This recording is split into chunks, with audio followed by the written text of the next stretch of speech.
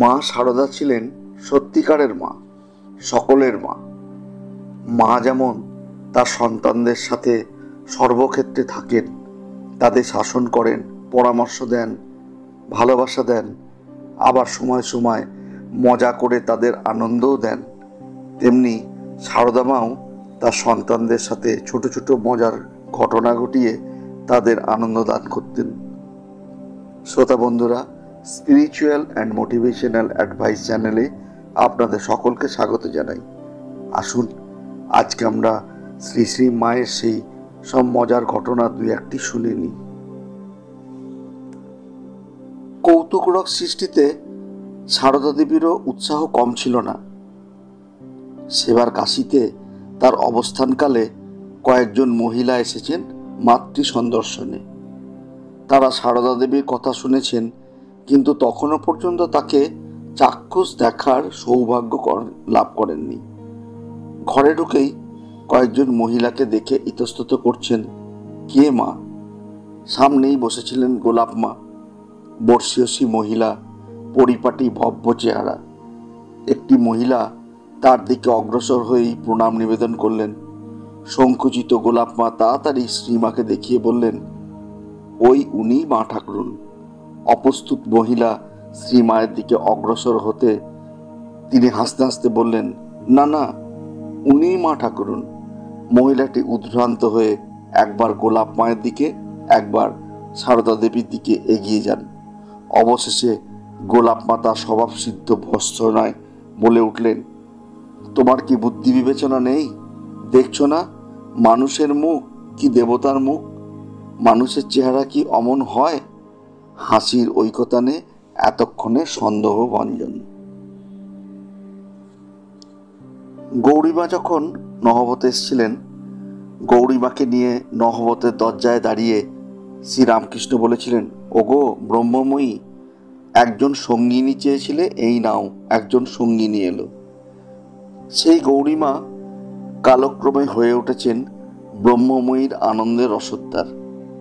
গান, অভিনয়, রূপসজ্জা সব কিছুতে গৌরী মায়ের নৈপুণ্য ছিল যথেষ্ট।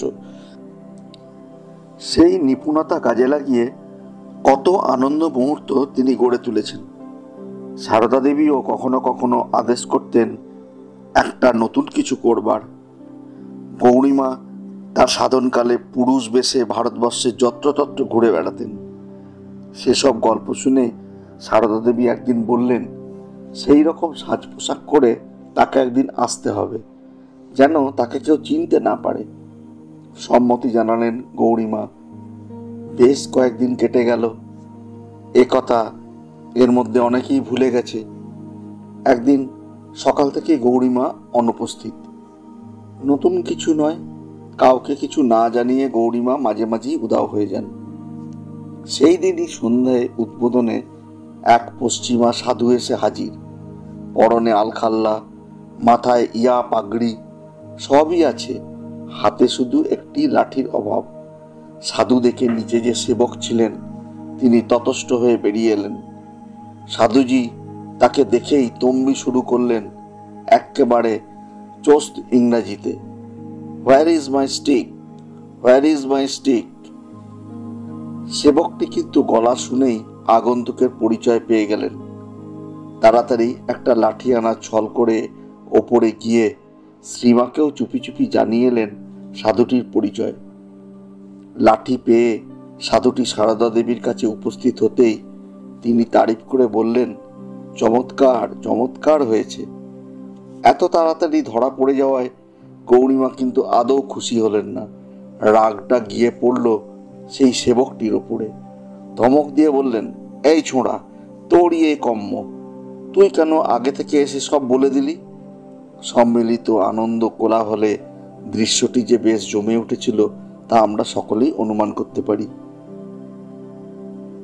একবার স্বামী ঈশানানন্দকে সঙ্গে নিয়ে সন্ধ্যায় গিয়ে উপস্থিত হয়েছে জয়রামবাটিতে।